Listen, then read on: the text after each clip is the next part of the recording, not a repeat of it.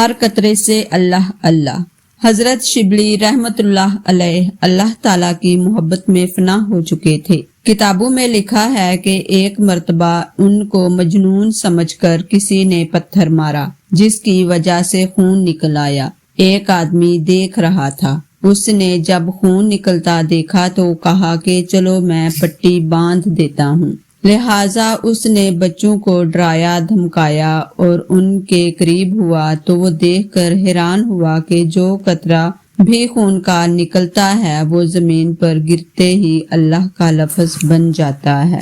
وہ حیران ہوا کہ اس بندے کے رگو ریشے میں اللہ تعالیٰ کی کتنی محبت سمائی ہوگی کہ خون کا جو قطرہ بھی گرتا ہے وہ اللہ کا لفظ بن جاتا ہے۔ اس کے بعد اس نے زخم پر پٹی باندھ دی۔